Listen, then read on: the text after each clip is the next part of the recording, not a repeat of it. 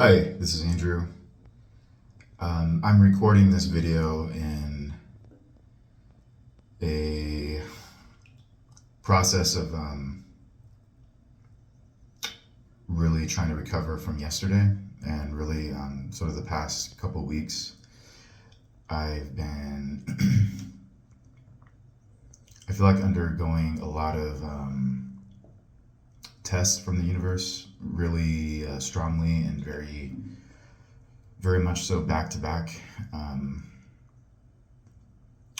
And these tests have usually involved some of my deepest core wounds. So it's been a lot to navigate that. And as I was saying in a previous video, these tests are meant to help you to evolve, to help you to move forward, so that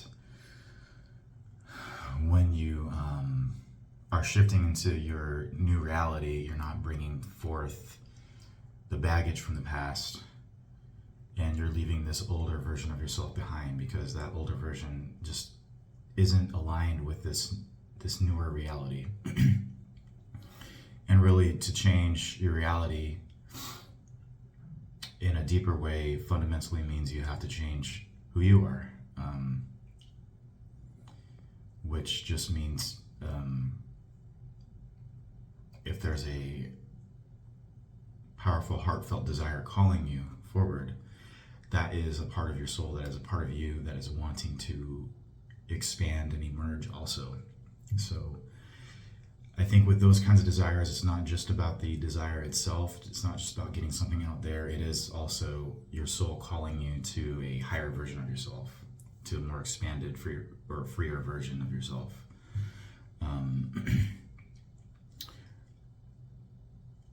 But the challenge is that those tests come up to force you to confront those things that have been holding you back.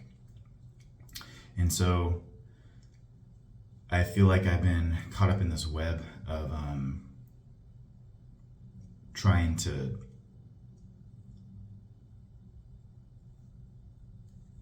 in some ways figure out what is a test and what isn't, and then trying to be true to myself.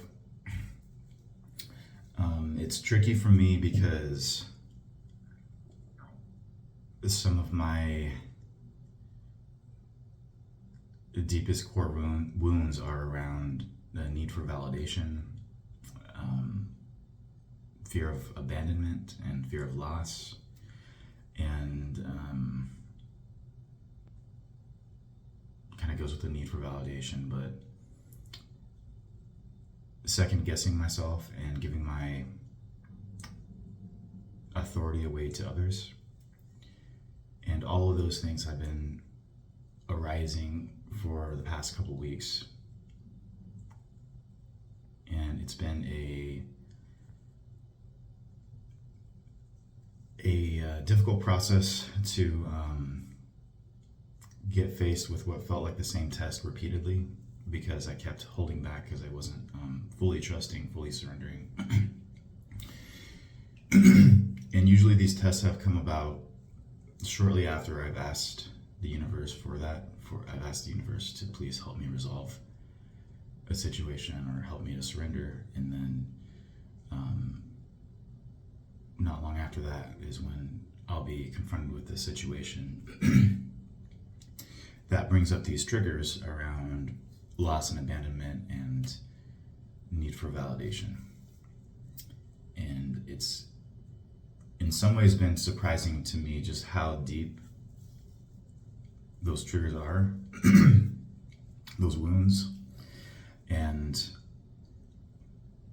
how quickly I can go from feeling like I'm in a more empowered place to feeling like I'm just like a little kid who can't make a decision. And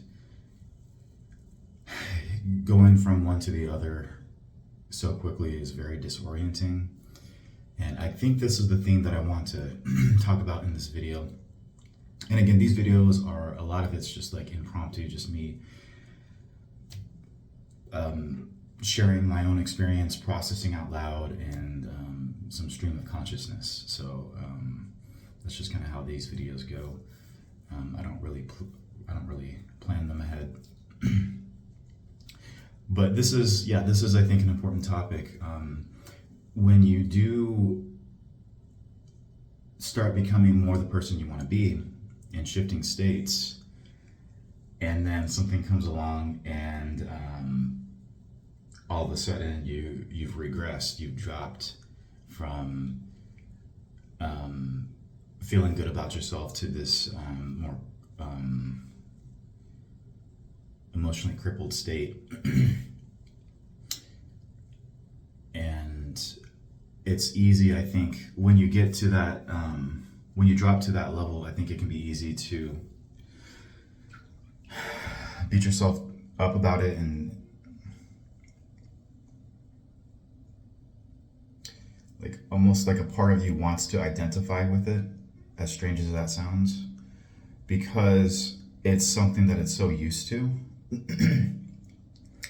And if this is like a core obstacle to you progressing in your life, if this is one of those major things that has been sabotaging you for years, then there is going to be some kind of identification with it, and there's going to be a fear of letting it go, even though you know on a conscious level it's not serving you anymore. It's holding you back in a pretty significant way. But there is something that still wants to hold on to it because it's familiar, because it's in some ways it feels more like you than these other parts of you that are expanding. And I mean, that's kind of the challenge in general anyways, of when you're trying to shift realities or shift versions of yourself. At first it can feel almost dubious that you do have to have a certain level of trust, and you have to summon this conviction within yourself. And it's not always easy to do that. I think it's been helpful for me to reframe that a bit as whatever it is that I'm strongly wanting to move towards, it's in a sense it's already a part of me, and it's just wanting to expand outwards and free itself, so that it's not like a limiting version of a lack-based mentality where I'm not these things and I have to reach out there or do these things out there to become it. You do have to embody it, but in a more fundamental sense, I feel like it's more like you already are those things, and you're just learning to embody that more. You're learning to embrace it. You could say that's an even more radical version of acceptance, because you're embracing the greater fullness of who you are, the greater potentiality, the greater more aspects of who you are. Lots of ways to frame that, even if you believe in parallel realities and alternate timelines, you could even view it as that, like you're just embracing more the fullness of who you are across dimensions and realities. So you're not confined to just one, sort of like that movie Everything Everywhere All at Once. But I think that's really a metaphor. It's just a metaphor for that we have a lot more potential than we usually give ourselves credit for, and there's usually something, most of us have something inside us that we hold back and that wants to be free. So bringing this back to what I was saying,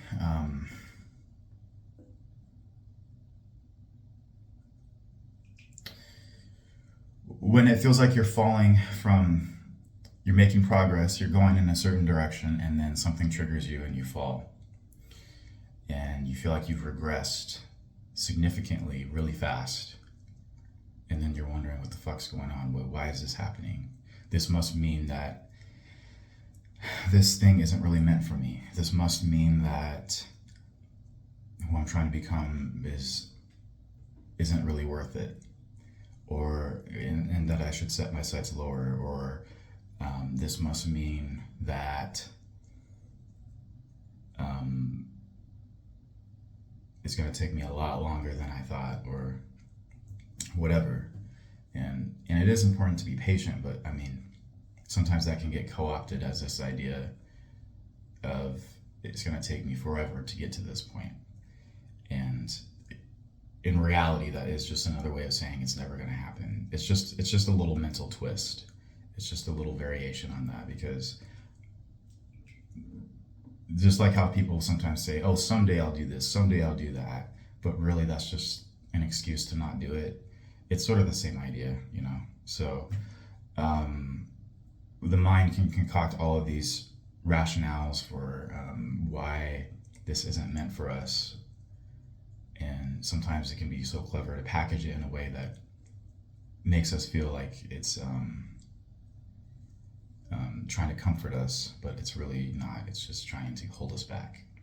So these things can happen, and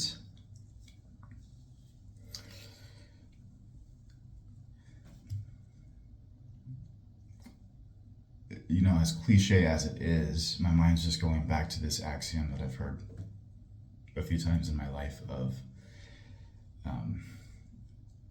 if you believe you're going to fail, then you're going to fail. If you believe you're going to succeed, then you're going to succeed.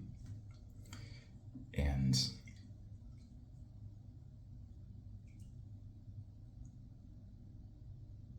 sometimes it feels frustrating to hear that.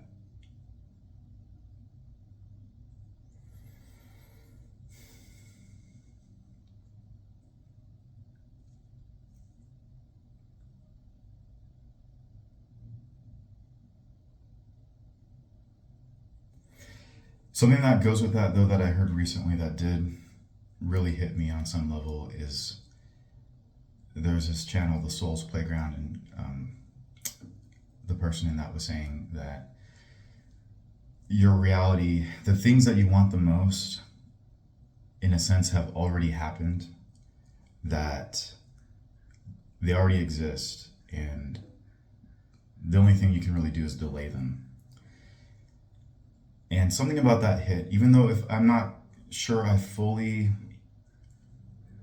buy into that belief, but there is something I think to explore there. Because when you get into manifestation and you start learning how reality is a mirror, and that your thoughts and emotions can and do have an impact on your reality, they do shape it.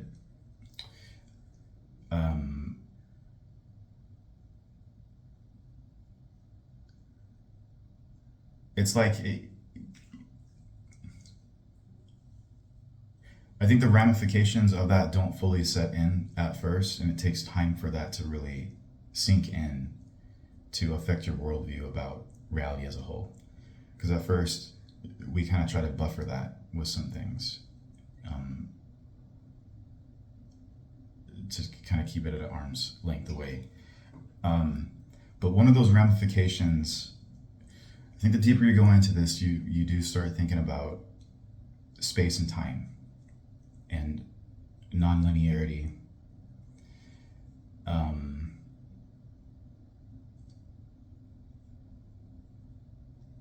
Because I've had experiences where I've thought or felt something really strongly, and then right in that moment I would see a reflection in my reality around it, like feeling a deep sense of love, and then as that grows, seeing like a ray of sunshine in front of me also grow at the same time. So things like that. And I've had so many examples of that it just really showed me like I can't deny that that's a thing. So that's an example of, I think, just an example of non-separation. We think that there's somehow a separation between ourselves and the rest of this reality, but examples like that, I think, demonstrate that maybe that separation is an illusion.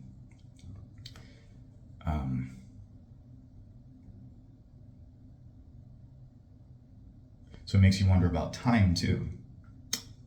And there are authors like Neville Goddard that talk about a technique called revision, where you go into your past, you change something about it to be more in alignment with what you want, and then sometimes what can happen is that can affect this reality. It can affect your future. And the whole idea behind that is that the past doesn't exist just as much as the future doesn't exist. It's in a sense,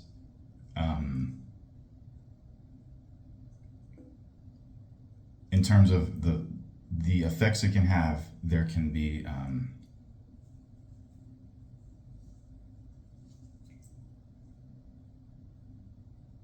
I think it depends on the strength of your belief, but there can be an impact on your current reality if you change your past, because what you're really doing is you're just changing your imagination about the past and the causal link that you created in your mind to the present.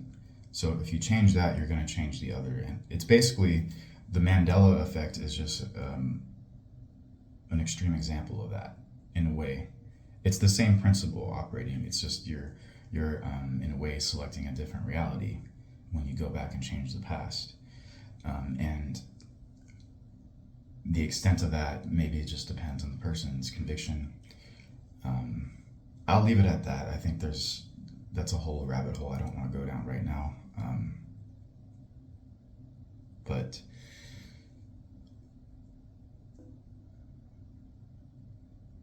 going back to just the idea of time and linearity,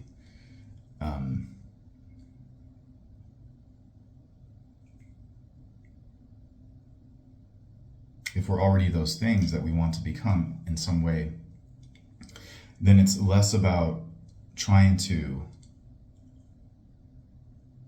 bring something about that doesn't exist, and it's more about aligning with something that already does exist, and we're just allowing it to mature or develop in this reality. But that's a lot of, I want to keep this real, and that's a lot of speculation even. So I just want to go back to like this feeling and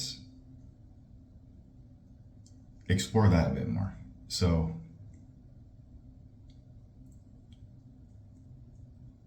there's a sense that when I fall back from one state to another, to a state that I felt like represents a very old version of myself, even like myself as a kid. What's happening there is like when it's a deep core wound or trigger, the whole mechanism for how triggers work is that they are bringing you back to a state when that event first happened, when you were first traumatized. And if that was at a young age, then it's going to bring you back to that child state. In one sense, it's activating your adrenaline, and your amygdala is going to be running more than your neocortex. And so you're going to be operating less from executive functioning and more from anxiety and fight or flight or freeze.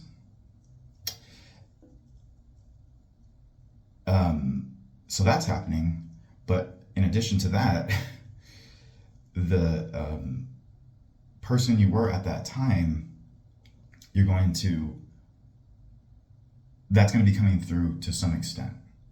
And the more you've healed, or the more you've worked on yourself, or maybe the more you've gotten skillful with mindfulness, the less that's going to be able to take control over you.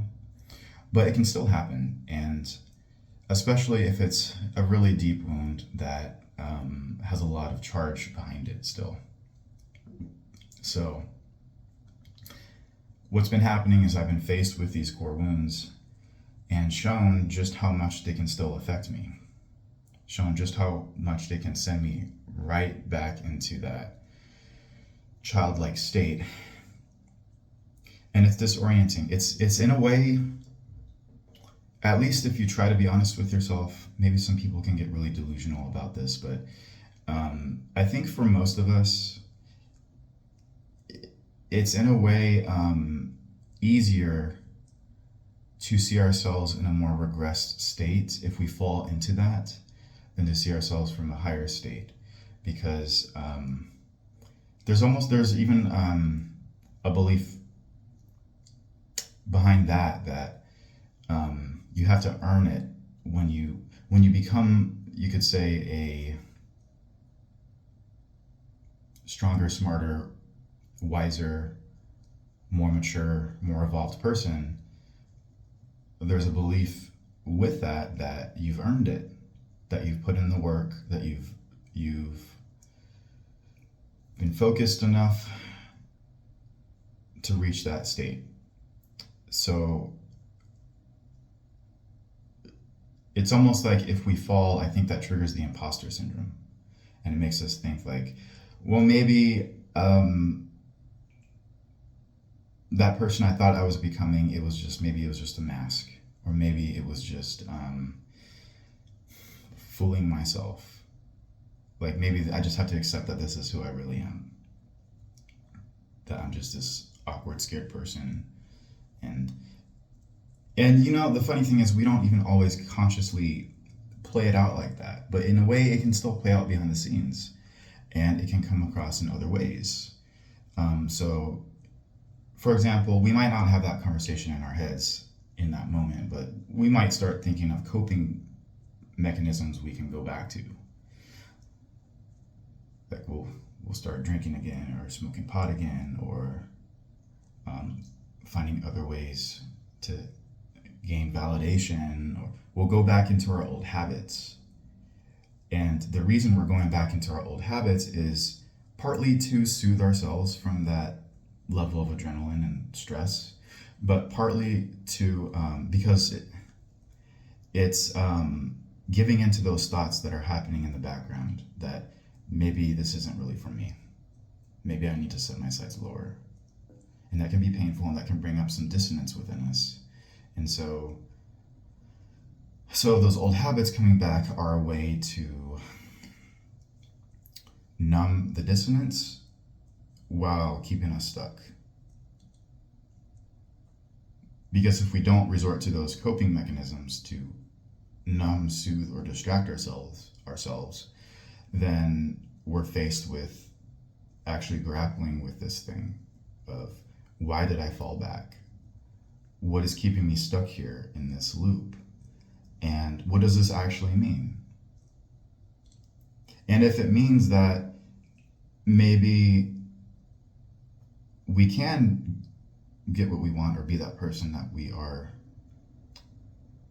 blooming into, but it's just this thing holding us back, then that means we have to confront that thing. And if that thing is a really deep core wound, or a deep trauma, or it's just something that's just we've been running from for our whole lives, maybe that feels too overwhelming or too scary right now to deal with, and so we cope.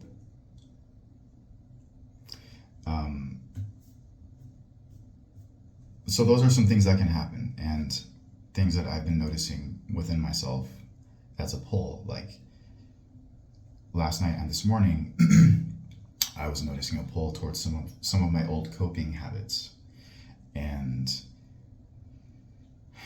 I'm grateful that I was able to catch myself before going all into those things, and I was able to switch to a different coping skill, but I think a higher level coping skill, because it's maybe that's an important thing to bring up too. So it might be useful to make a list of our coping skills, or I'll just say coping habits, because they're not all skills, they're just things we do. And to make a list of our coping habits, which can include numbing, soothing, and distraction, and to rank them and to consider how they affect us. Because some of them are just self-soothing, and they're just for the moment, just to get us back into a regulated state. And then some of them are almost addictive, or they are actual addictions, and they keep us in a loop, keep us in a cycle. So it's important, I think, to consider what are all the things that we've used for coping, and to rank them, and to consider how they impact us. And you can even consider the higher level ones as just a form of self-care. Sometimes I think that's a useful distinction, self-care versus coping. I made a video about that a few months ago. So I'm just thinking, like, one of my old coping habits was hooking up. And not that it was a bad thing in and of itself, but the way I was doing it was sometimes not always healthy, and would serve the purpose more of keeping me stuck in a loop instead of facing my triggers and growing and expanding. Because there are different ways you can relate to sex, you know. There's not just one way. And another one was using weed.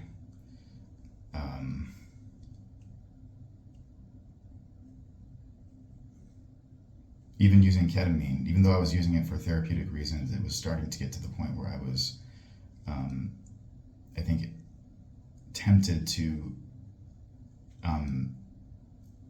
use it more for coping than for expansion. So those are some things that can get out of hand. Video games, that's another one, you know.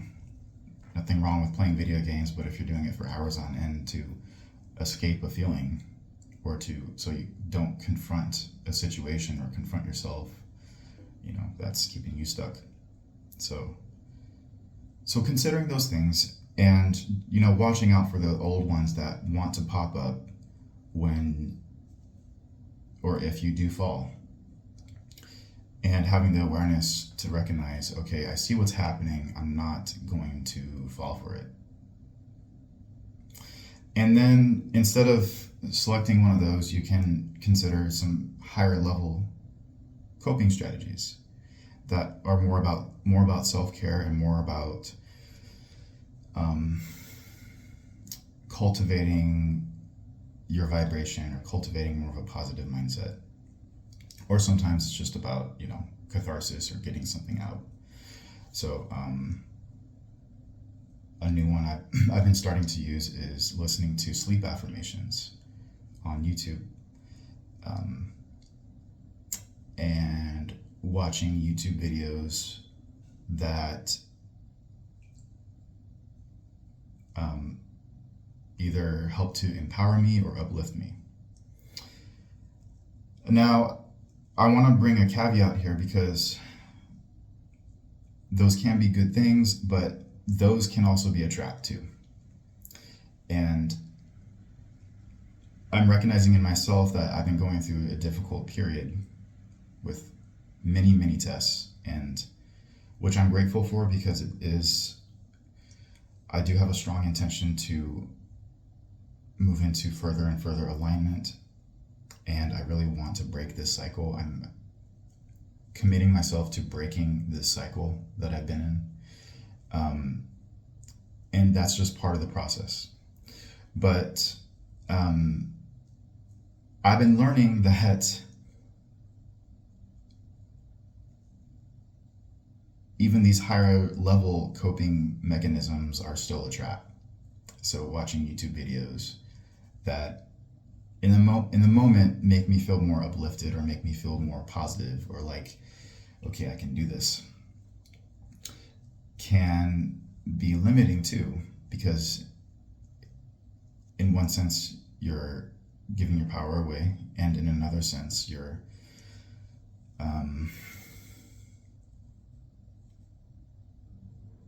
It's almost like you're reinforcing. It's like in a way it can be, if you do it too much, it's almost like you're implying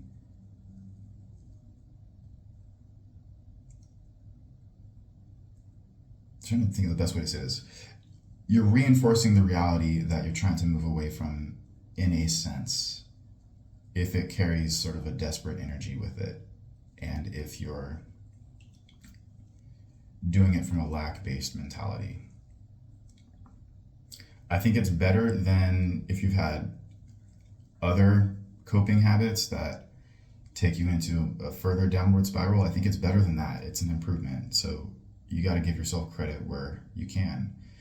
But you got to recognize too, okay, this is a for now thing, and I can see already that this is not going to be something that is going to be useful if I keep doing it over and over. Like when things settle down a bit and I can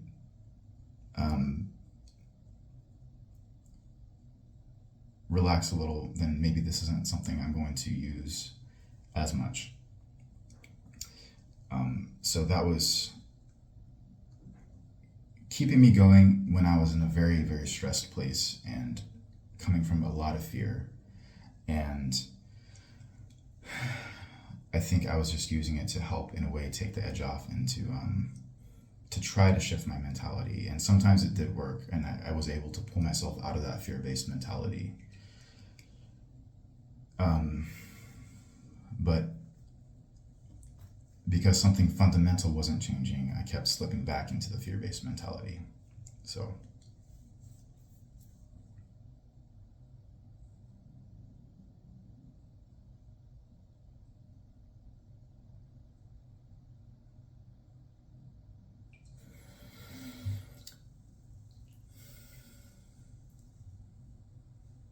I would say that's a thing to consider first. If you've taken a hit and you've regressed, be aware of what coping mechanisms you're using. And if you have to use a coping mechanism, use a higher level one, not a lower level one. And recognize that it's just temporary. But that is, I think, a key thing right there. It's just temporary. Because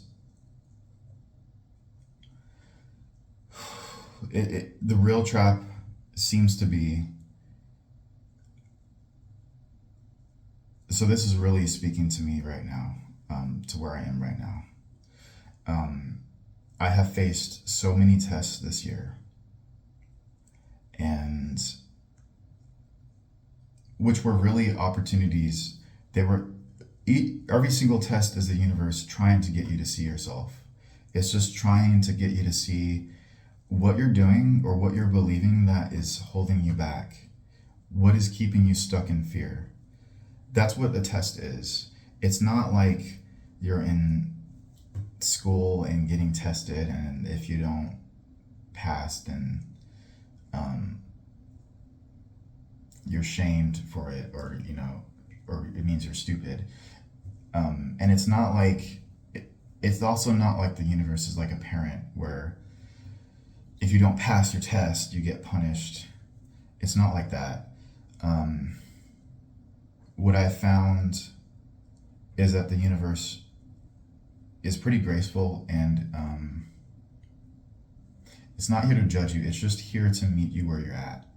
And if you're genuinely wanting to evolve, it's going to be there to meet you where you're at with that too. It's going to help you to evolve if you're asking for it.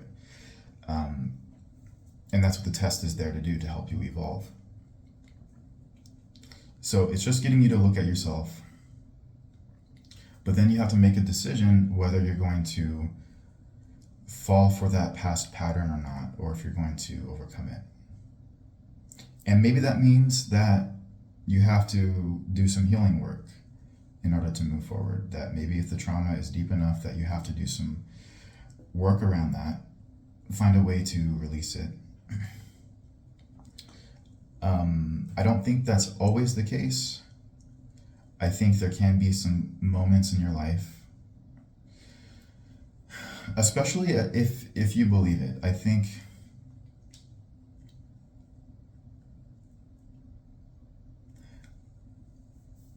I believe it is possible that you can just decide, I'm letting this go, even if it's been a year's worth of a pattern or a deep trauma. I think you can reach a place where you can just decide, I'm letting this go and I'm just moving forward.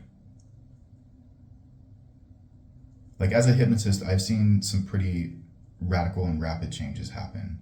So I know it's possible. I know that we can accomplish that. And it doesn't take years of therapy to work through even complex childhood trauma. I don't believe that. And I think that's a bunch of fucking bullshit. There's a trigger. But it's just, each situation is different. Each case is different. So you can't put any time limit on someone's healing.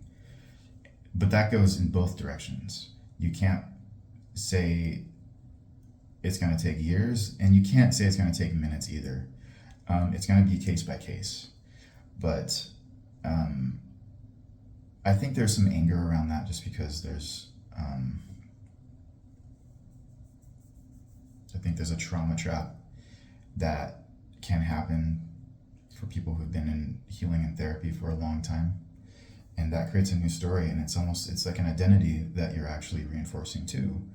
The identity of a person who needs to heal. And that is something that I think we also have to let go of. That in itself can be a test.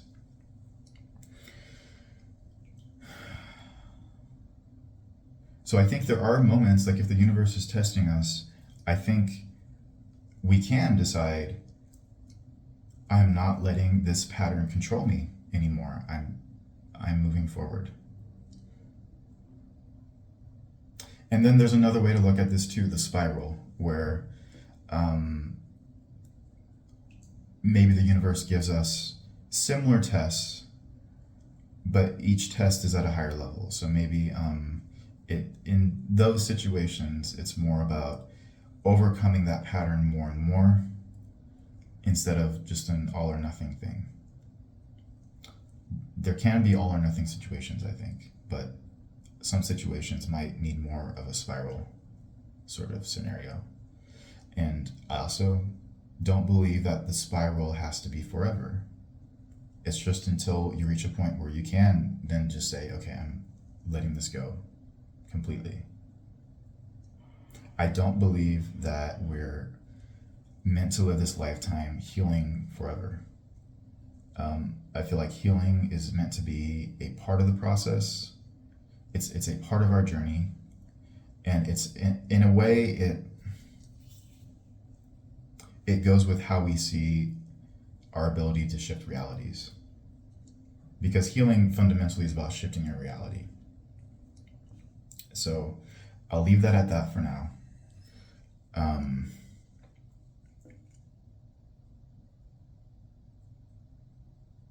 But to bring this all together,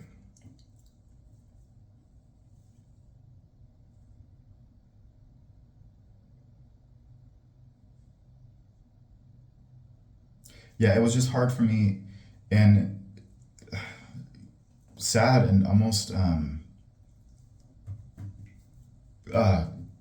tragic that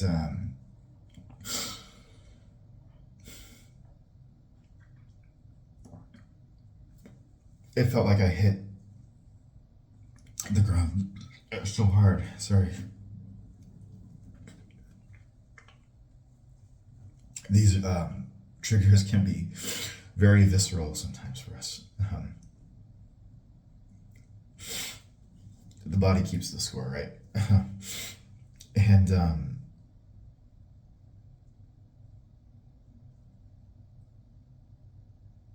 I think there's even a trigger. There's a deep wound even around feeling like I get so close to a major shift and I don't cross the line. I don't make it fully to the other side. Which I think is being too hard on myself. But that's a trigger. There's a deep belief there, and there's some deep pain there. It's, I think, like a variation of not feeling good enough.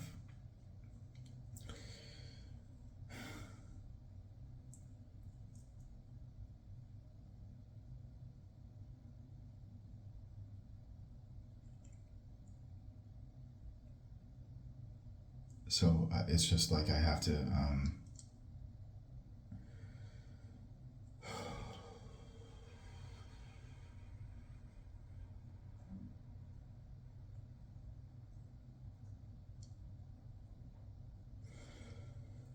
see what's happening is the first thing. Not identify with it. Recognize the beliefs behind it. And don't fall back into the old pattern.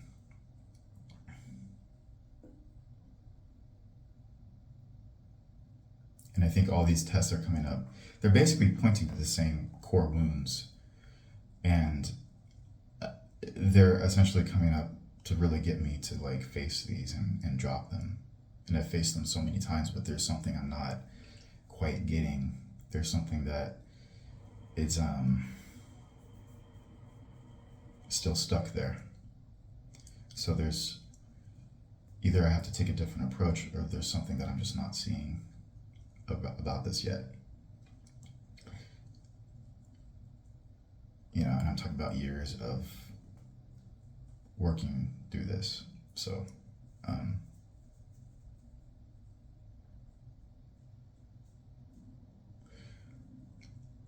but it could be a good sign too, if I take it as a good sign, if I take it as a message that if the universe is presenting tests that are triggering these, then it must mean that it wouldn't present me with a test, I don't think, if I wasn't capable of overcoming it. So I think I just have to keep that in mind.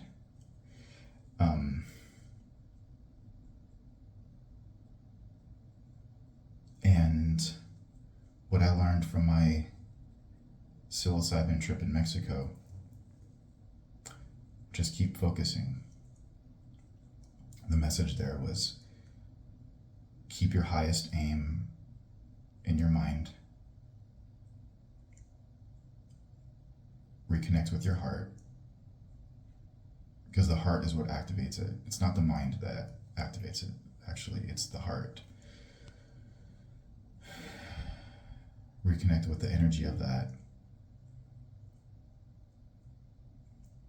and the trust in that, the trust that that is a reality, the trust that I can follow that.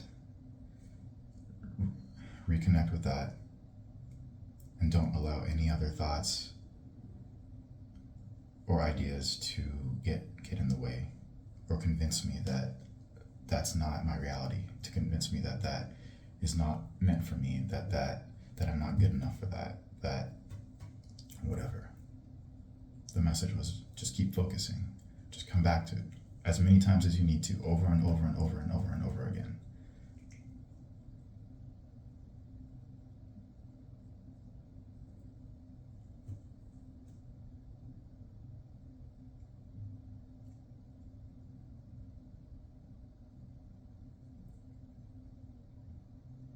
Because this old habit, this old, you could say personality or pattern, it's been fed for so many years. And it's presenting itself because of these triggers. It's, you know, I'm still in a metamorphosis stage. The cocoon, I haven't broken out yet. So it's messy, it's soupy. There's the old mixed in with the new. The new isn't fully formed yet. It's still in some ways kind of delicate. And the old has a lot of momentum behind it. So a trigger comes, the old gets activated, and it can be very easy to feed it and re-strengthen it. It's almost like, or another way to look at it is like scales. Like the new, you're adding more weight to the new, but the old has a mountain of weight, years behind it. And you're adding more and more weight to the new, and it's starting to level out more, and even it's starting to get to the point where it's outweighing the old. But then a trigger happens, and maybe this trigger, and this trigger just adds a bunch of weight to the old, basically. Just adds a bunch of weight to the old.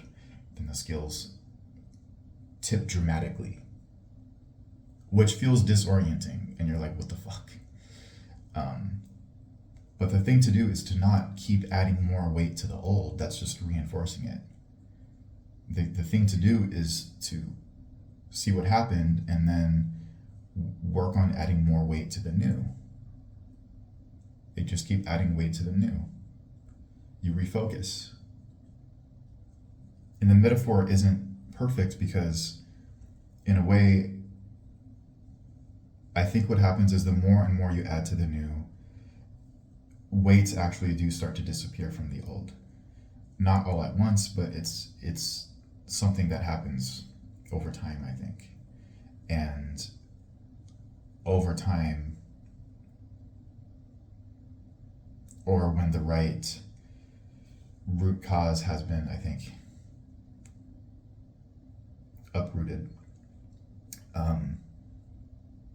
those triggers won't add any more weight to the old.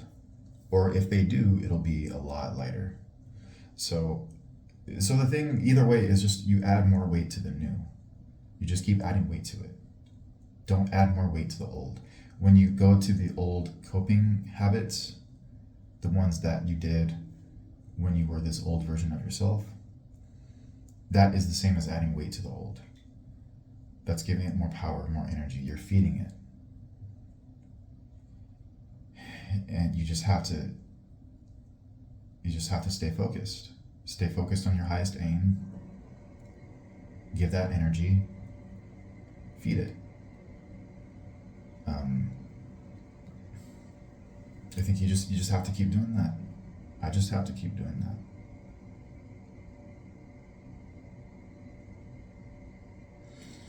So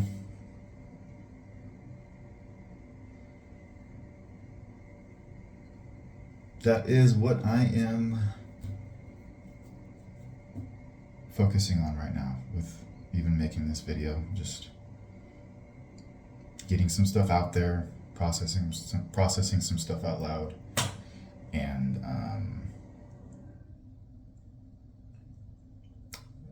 doing my best to add weight to the new. So thanks for listening.